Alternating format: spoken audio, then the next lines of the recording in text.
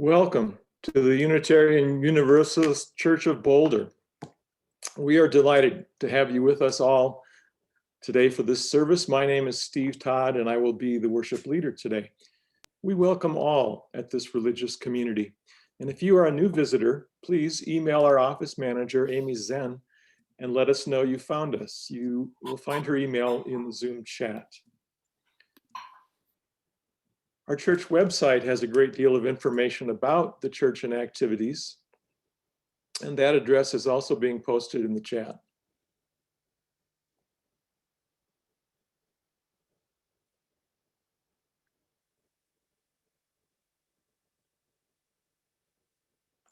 On Sunday, February 28th, we will be hosting the viewing of the movie The Undocumented Lawyer at 4 p.m., followed by a panel discussion with Lisbeth Mateo and the filmmakers. Let's have a look at the trailer.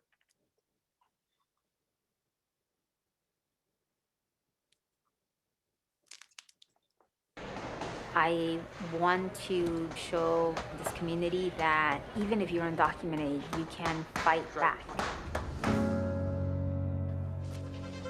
Presentarles a Lisbeth Mateo, una joven que recientemente se convirtió en abogada de inmigración en California y que debido a su estatus de indocumentada podría ser deportada en cualquier momento. Una, dos, tres. I want to fight for people like myself, people like my family. We're gonna fight until the very end. Something's gonna happen, something has to happen. There are specific cases that I'm focusing my time and my energy in, because I think that if we can win those cases, that will have a huge impact in the way that we win for other undocumented people in this country. All we need is one case. I don't want to hear any more excuses for the politicians. You need to know how much power do you have.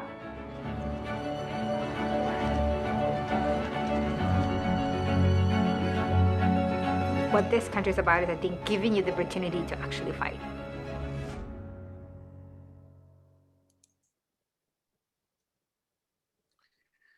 We encourage you all to join us for that event next Sunday. Please register via the link posted now in the chat. And now please also ensure that your microphones remain muted and join us for worship. Morning, everyone.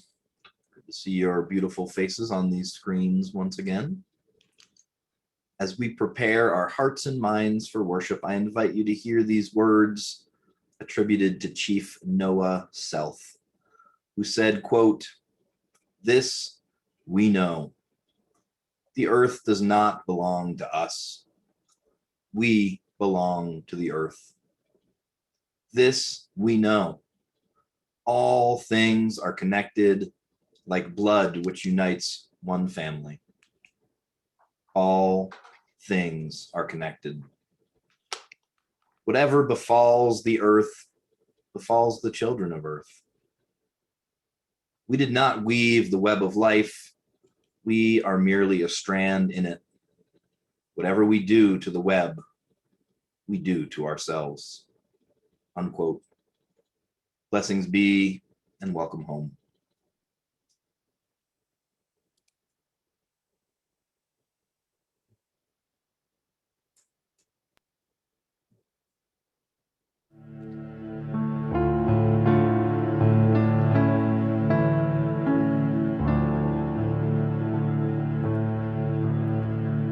Return again, return again, return.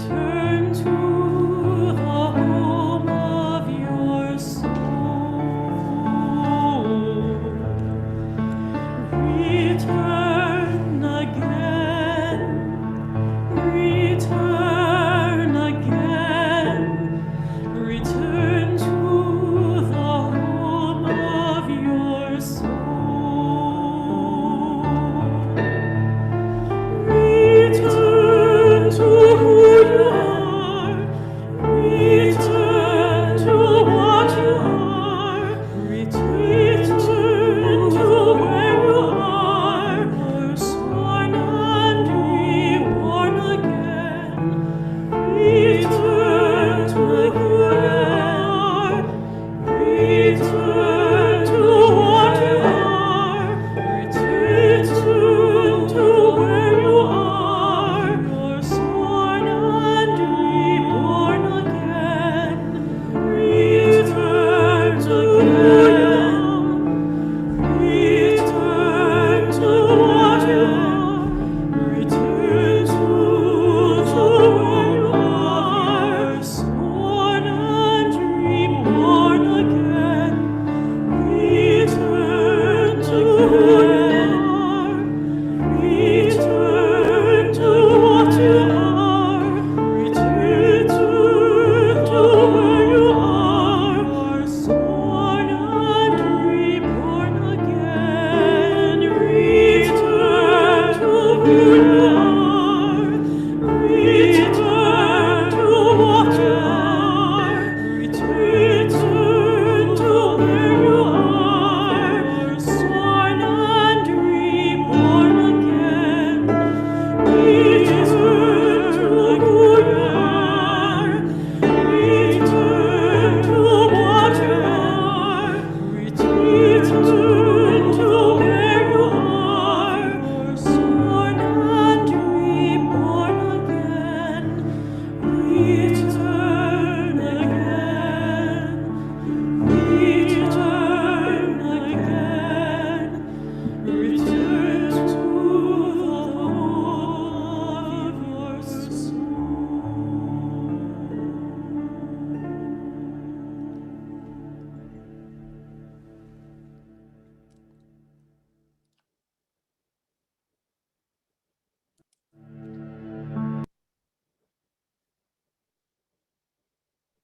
If you have a chalice or candle near your computer, please get ready to light it.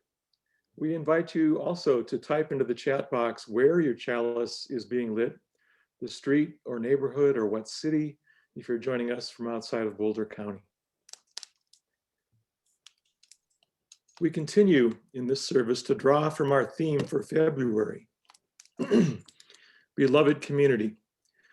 For most of us, there is considerable irony in this, as our loved and much needed experience of community, whether that be our church community at UUCB, or the local Boulder community, our family, friends, work, or school communities, these have all been drastically altered by the pandemic, curtailed, some days non-existent.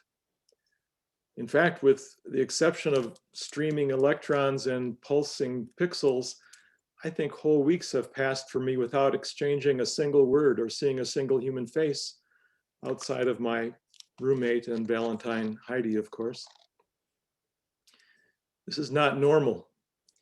I feel like we're being turned into something unnatural, to quote Samuel, or the Hobbit Samwise Gamgee.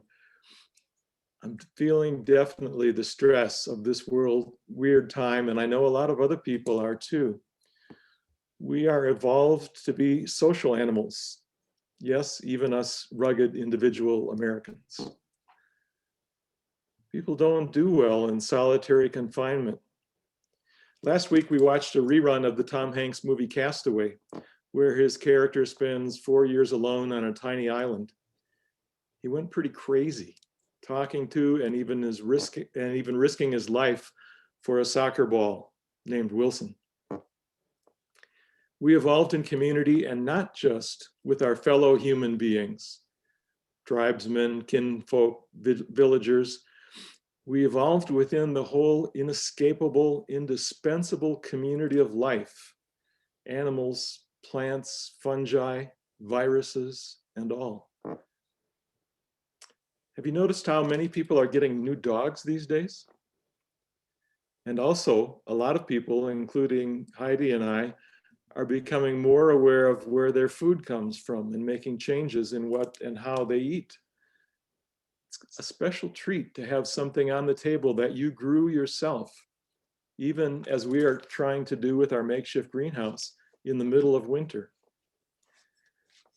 The other thing that occupies my time has been reading. I've always loved reading, and I've realized that in this past year, I've read or reread books with these titles: The Hidden Life of Trees, What They Feel and How They Communicate. the secret life of plants, the physical, emotional, and spiritual relations between plants and people, the genius of birds, the hidden world of the fox, the inner life of animals, the emotional life of animals, and even the soil will save us. Maybe the silver lining in this time is gaining a greater appreciation of the wide, wonderful world of life in all its forms and developing new relationships with all the strands of the interdependent web of existence of which we are a part. And so I light this chalice with gratitude for all the strands in that web and with a hope for wonder and wisdom in all the relationships of life.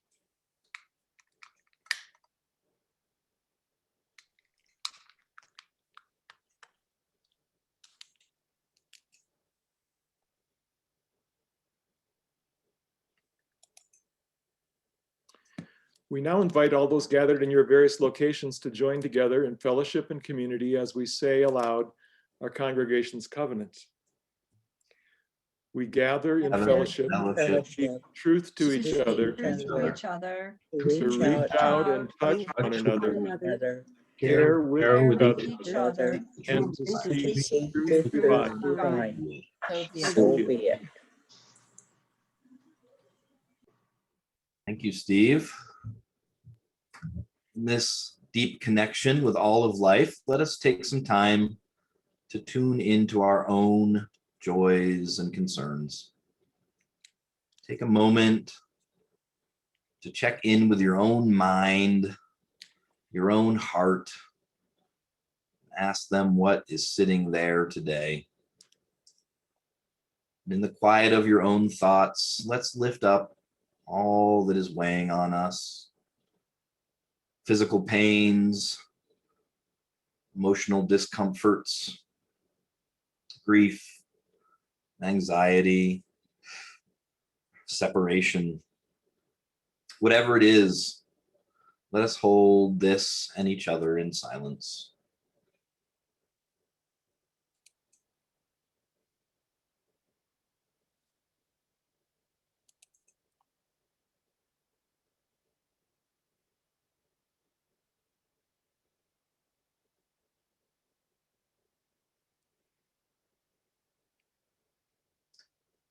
Now let us turn our minds and hearts to those we love, holding them with love, acknowledging their painful challenges and sufferings. And I invite you now to share whatever is weighing on your heart in the chat box so that our community of love and accountability can hold it with you. I will hold up a few of those for all of us. I know still there's a lot of cold out there. Our family and friends in Texas, wherever they may be. All those struggling against technology to find one of those golden tickets for a vaccine. I hear a steady trickle of people getting those appointments, and hopefully it will become a roar soon.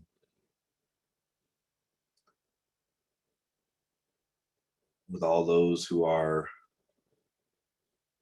unable to be with their loved ones, concern for all of our fellow suffering Americans.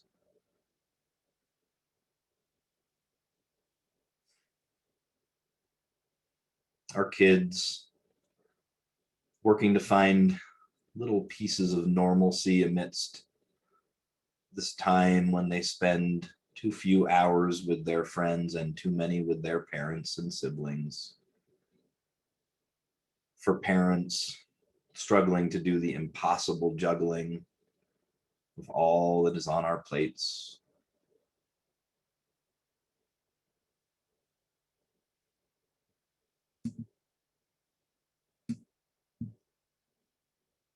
We lift you all up. We send our love on wings right to where you are waiting for it. Please continue posting if you wish. We offer love and witness to all those who are suffering. And I invite you not just to bring to mind, but into your heart the things for which you are grateful for, that which is bursting forth with joy in your life. Please post your joys and celebrations in the chat box now so that I may lift up some we may celebrate with you. Yes, Reed, some are getting those COVID vaccinations, and we are so grateful to see that happening. Glad it happened for you. Gratitude for our animal pals. I love that mention by Steve of all those animals we've added to our homes and communities over the past 11 months. It says here, especially birds and horses. We don't want to miss those two, Heidi. We got them. Grateful for the moisture from the sky. Gratitude for all the volunteers in this community. We see you. We know how hard you are working to keep this beloved community humming along and serving those we love.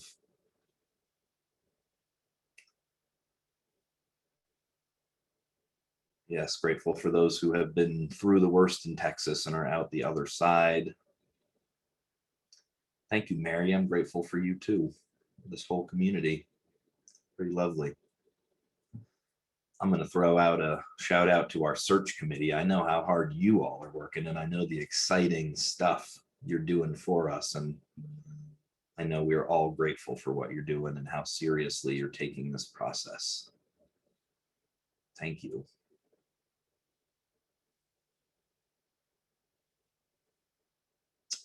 For all these joys, for all this sorrow, as well as all that is not yet ready to be spoken of that remains silently on our hearts, we continue to hold this compassionate space with love. And I thank you all for the ways that you continue to bless each other, continue to breathe this beautiful community into life. Let us pause now and drop into the mystery of stillness and silence. I invite you to get comfortable with your body, wherever you're sitting or standing. And I invite you to close your eyes and to bring your focus and your attention to your breath. In the stillness of our mind, there's no need to make any attempt to change your breathing in any way. Simply notice your breath as it moves in through your nose or mouth, down to your lungs, back up and out. In that stillness, I invite you to picture in your mind's eye with great detail whatever you ate for dinner last night. Whether it was the perfectly curated meal of your dreams or, like me, a hastily ordered pizza from a local shop. My family's Boulder go-to is Brooklyn Pizza. Whatever you had on your dinner plate last night, I invite you to bring that meal to mind. Picture it sitting there. And in the quiet of this gathered stillness, I want you to imagine the journey the different pieces of that meal took to your plate, as best as you can guess it.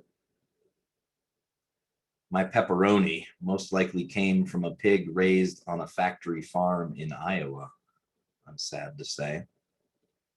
The tomatoes for the sauce may have been grown in northern Africa and shipped to Italy for processing before making their way to me in Colorado. What do you know of the ingredients on your plate? Did you grow some of them like Steve did in his greenhouse? Follow that story as best you can imagine it, and I will welcome us back from this journey in about a minute.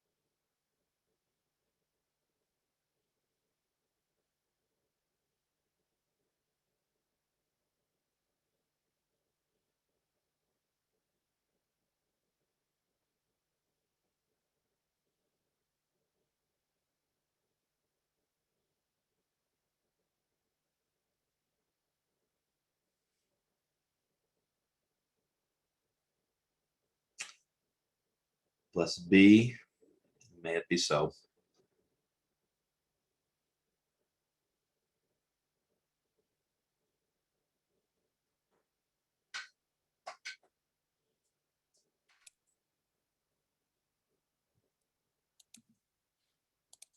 Our reading for this morning is from the Hebrew book of Genesis, chapter 2, one of the 2 creation stories in that book.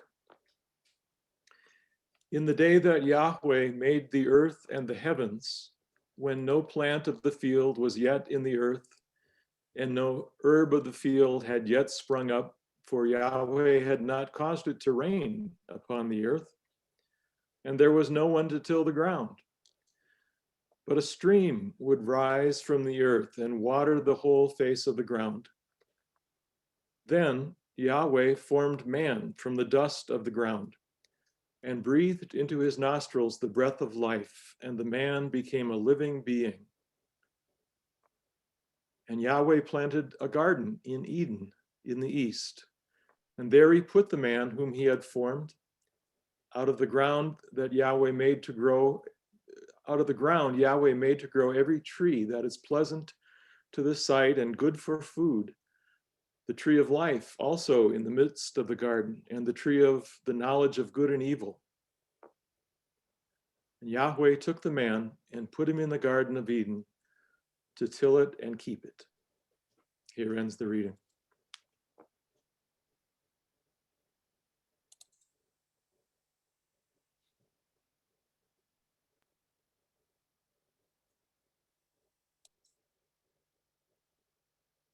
This life is an act of learning how to be, ever returning to the living stream of all is well. This life is an act of learning how to be, ever returning to the living stream of all is well. This life is an act of learning how to be, ever returning to the living stream of all is well. This life is an act of learning how to be, ever returning to the living stream of all is well. This life is an act of learning how to be, ever returning to the living stream of all is well. This life is an act of learning how to be, ever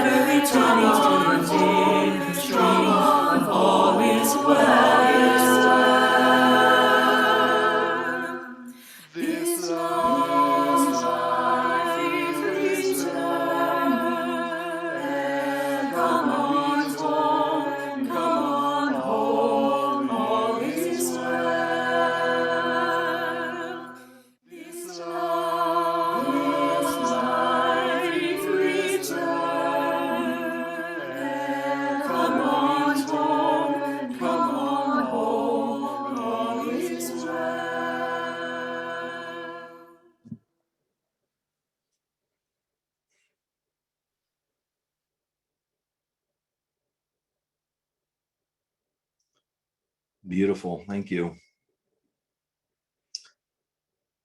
What if I told you that the food you pictured yourself eating in our meditation, as well as what you will eat for dinner tonight and for lunch tomorrow, was chosen for you 10,000 years ago?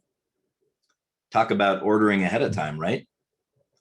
But you see, 15,000 years ago, our human ancestors, wherever they were in the world, were hunter-gatherers, eating just about everything that they could get their hands on, at least. But over the next 5,000 years, things changed dramatically. And in all human settlements we've found, by 8,000 BCE, or 10,000 years ago, almost all of our ancestors had completely shifted to being agriculturally based communities, relying on domesticated plants and animals for their food resources. And this shift has had a slow but profound effect on our dinner plates. From the once dizzying variety of fruits, plants, nuts, and animals that hunter-gatherer societies would consume in a given year, the shift to being an agricultural-based species has resulted in an enormous reduction in the diversity of our food sources.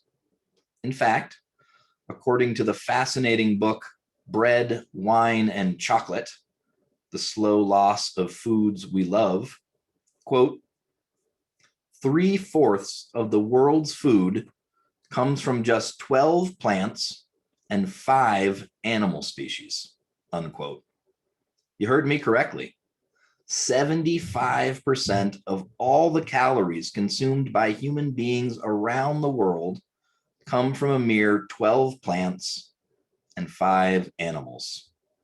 So it's very likely that tonight, if you will be eating an animal, it will be chicken, beef, pork, fish, or duck.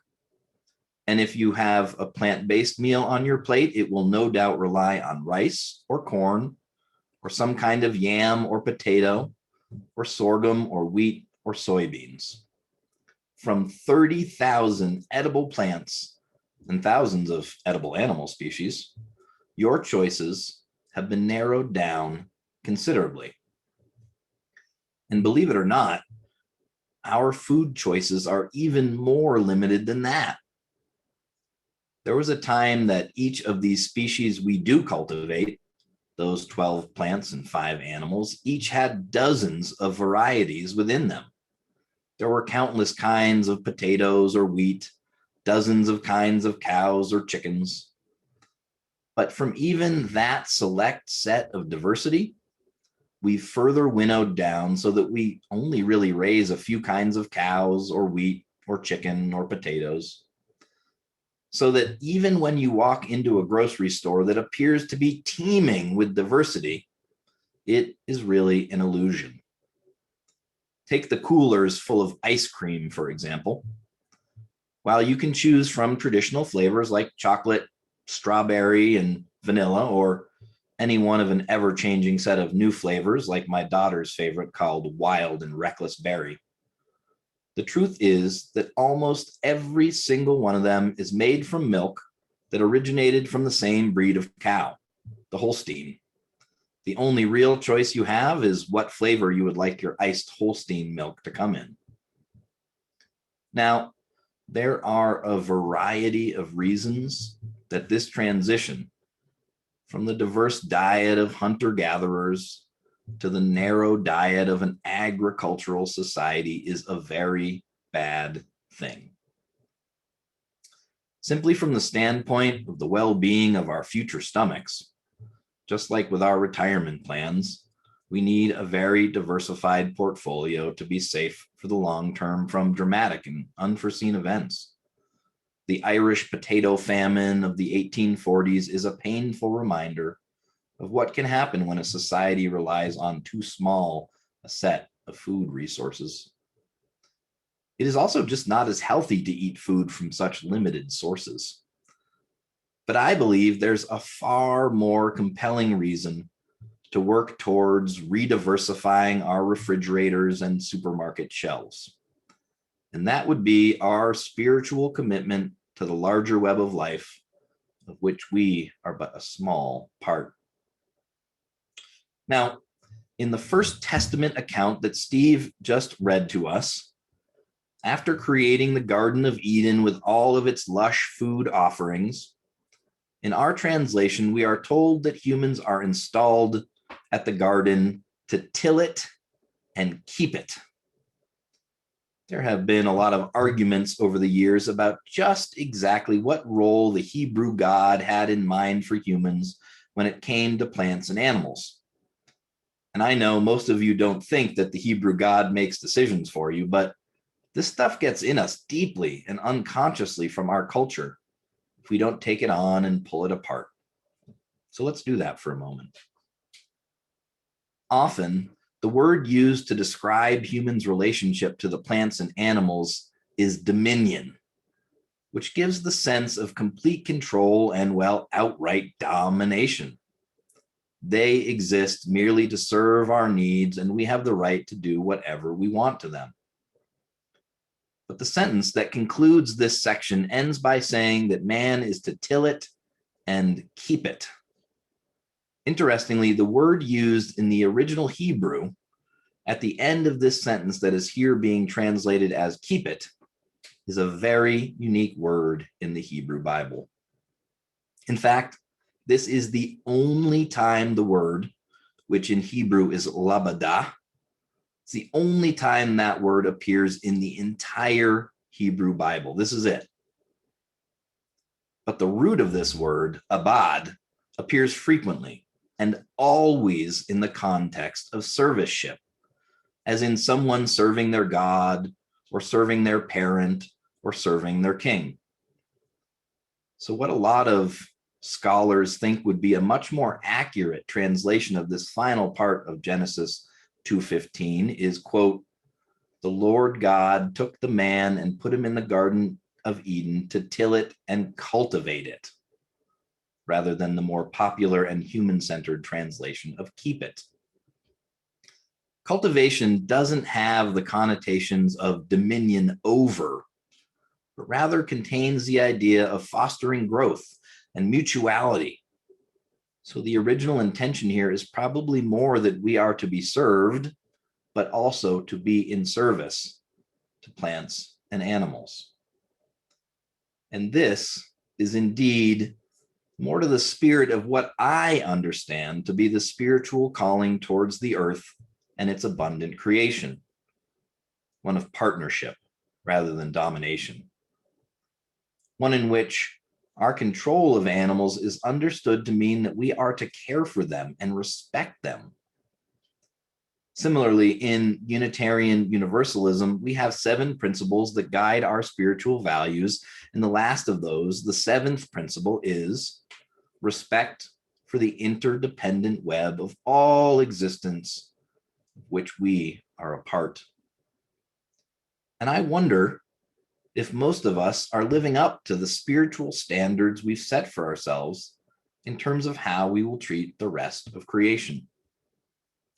Now, to be clear, I am not of the belief that this means that we can't ever eat meat. I believe there's plenty of space for well-meaning people to disagree on this.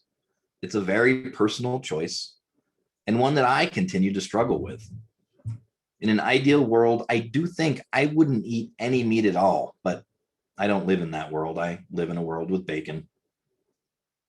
But joking aside, my personal belief is that there are moral ways to consume meat. Eating other animals seems pretty natural to me. Confining animals in tiny cages in which their entire lives play out without movement or feeling sun on their feathers is not natural and not a system that I want to participate in. And so that is how my family has chosen to engage with this question, to take real steps to be more conscious about the sourcing of our meat. Here in Boulder, this is actually relatively easy to do, as we are blessed to be surrounded by several very conscious farming operations. We try to buy our meat from them as much as possible to frequent the Boulder Farmers Market whenever it's open. But full disclosure, I ate a Wendy's bacon cheeseburger just this week. I am not always perfect, but I am always trying to do better. And along those lines, through a friendship with the livestock manager at the local Black Cat Farm, my family fostered a pair of baby sheep this past spring. These two sweet lambs had failed to latch on to their mothers after birth and spent some time with us being bottle fed. The weird part was these were not pets. They were being bred for slaughter, and they were adorable. I particularly wondered how the relationship would affect my 9-year-old daughter, who already loves animals and has had several flirtations with vegetarianism. She did indeed declare that she would never eat meat again, and then promptly begged for a steak a few days after the lambs returned to the farm. At all ages, the struggle is real. But besides, this is about much more than meat. This is about the entire system that we participate in to raise the plants and animals that will eventually make their way onto our plates and into our bodies. It's about pesticides and hormones and steroids and wastewater and carbon footprints and manure and factory farms and feedlots and cages and inhumane slaughter practices, and the list could go on and on and on. And there will always be a great deal of room for intelligent people to disagree on the best way to make change. But what the story of how we got to such a non-diversified food plate tells me is that the slow game is a powerful one.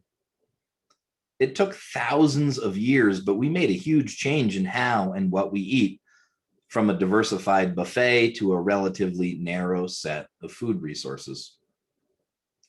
And we like to imagine revolutions that change the world as dramatic and spasmodic events anchored to a specific moment in time. And sometimes they are.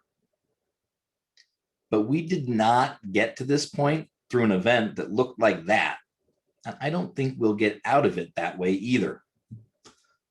People will not suddenly take to the streets, forks, knives, and spoons, and uplifted fists, demanding more diverse choices in their dairy aisle, produce shelves, and deli counter. Rather than being a street revolution, this must be a kitchen revolution, with the shots fired one plate, one meal, and one grocery store at a time. A slow boil of change that will gradually lead to the restocking of our shelves, the reprioritizing of our farmers, and perhaps even a curiosity among our livestock managers to explore other potential sources of meat. But what does it really mean for us to start this revolution with our dinner plates? Well, I believe it is the best theological news you will ever receive. Beyond the good news, this is the deliciously good news, because there is nothing better you can do to help move us from where we are to where we need to be than to eat food. But of course, not just any food. To start this revolution, you need to eat more diverse foods. You need to seek out that 1 in 100 item that was made with a special rare ingredient, or that vegetable or fruit variety that you have never seen before. Find the yogurt or ice cream made from non-Holstein cows. Find a snack chip made with a rare variety of potato or corn. Buy a 12-pack of duck eggs and make a new kind of omelet. Create a salad out of flowers and exotic greens. Go to your local farmer's market and start a relationship with some farmers. It really is by slowing down, experimenting, and celebrating the foods we eat that we can make this change. Or, as Simran Sethi, the author of Bread, Wine, and Chocolate, puts it, quote, "In the end, that's all we can do. Let it all in. Savor everything. scrape the pot, lick the spoon, dig our hands into the messy fruit, twirl it around on our forks, swallow every drop, find the sweet in the bitter, smell, taste, touch, hear, feel, unquote. You see, the truth is that every piece of food we eat has a backstory. And we have become totally disconnected from them all. Maybe a few of you were able to tell a compelling story of the food on your dinner plate in your mind, but probably most of us were doing a lot of guessing.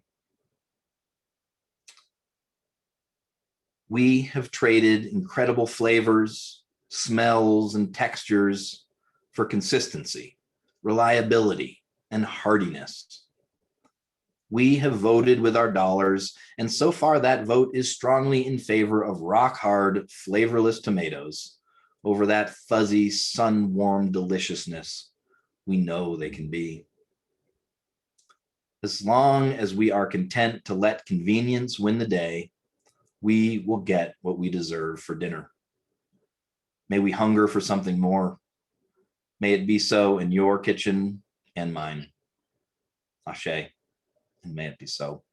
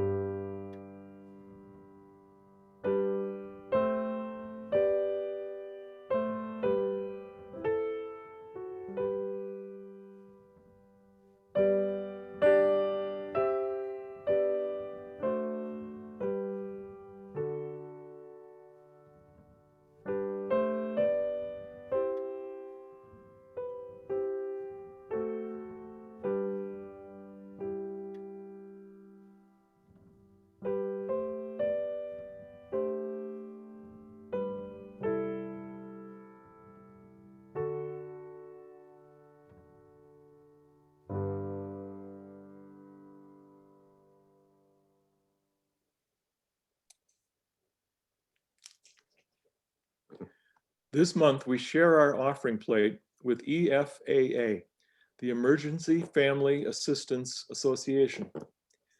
In addition to providing safety net supports such as food and financial assistance, EFAA is the leading provider of housing for homeless families in Boulder County. Here's a story about Amy. Amy was able to make a modest career teaching after-school art classes in Nederland. But on March 15th, she quickly found herself without work as schools closed. As an individual contractor, she didn't initially qualify for unemployment benefits and had no way of paying her mortgage without any income.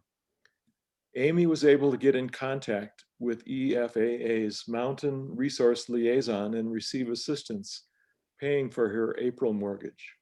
And working with her case manager there, Amy's applying for other community resources that can help her get by as she awaits unemployment benefits. You can make a donation now using the link posted in our chat, by sending a check to UUCB or scanning the QR code on the next slide with your mobile phone. Please be as generous as you can. We will now receive the offering.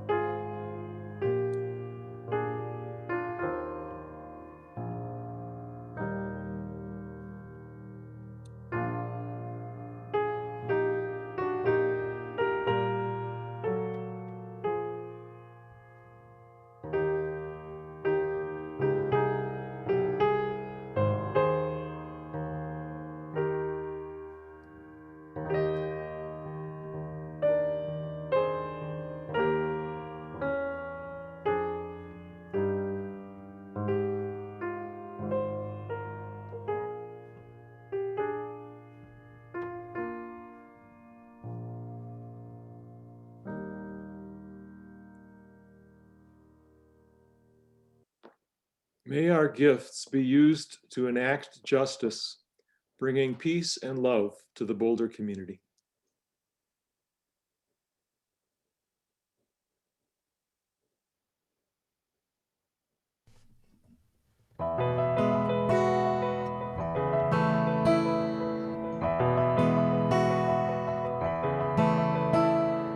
Though below me I feel no motion, standing on these mountains and plains, far away from the rolling ocean, still my dry land heart can say, I've been sailing all my life now, never harbor or port have I known. The wide universe is the ocean I travel, and the earth is my blue boat home.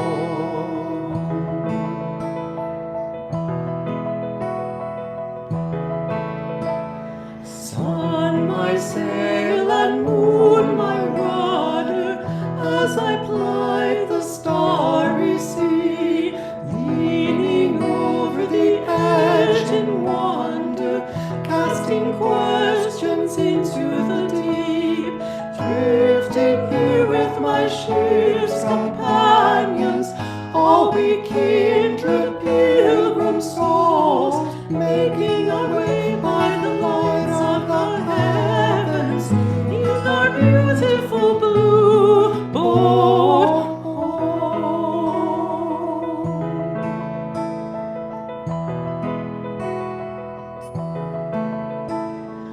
I give thanks to the waves upholding me, hail the great winds urging me on, greet the infinite sea before me, sing the sky my sailor's song. I was born upon the fathoms, never harbor or port have I known. The wide universe is the ocean I travel, and the earth is my blue boat home.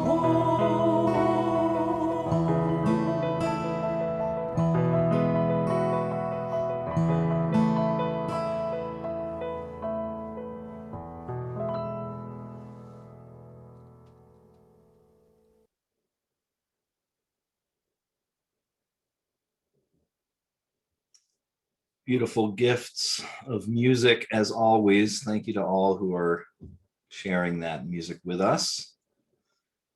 As we prepare our hearts and minds to return to the world, let us carry with us these words of farmer and author Joel Salatin, who said, quote, "This magical, marvelous food on our plate, this sustenance we absorb, has a story to tell. It has a journey. It leaves a footprint. It leaves a legacy. To eat with reckless abandon, without conscience, without knowledge, folks, this ain't normal," unquote. May we find a way back to those stories and the amazing food they lead to. May it be so. Ashe.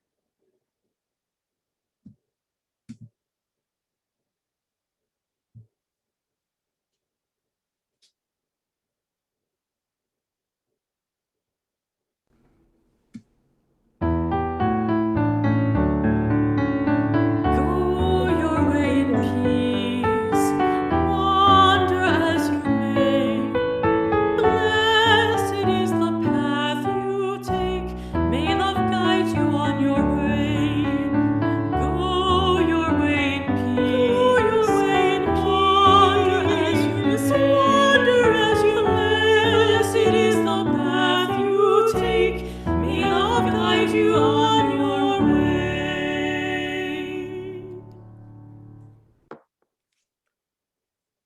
We invite you to stay with us now in our Zoom rooms for a time of online fellowship and discussion.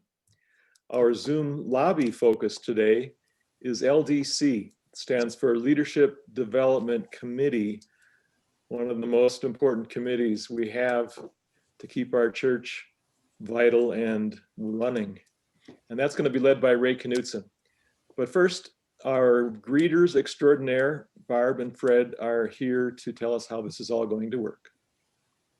Hi, good morning.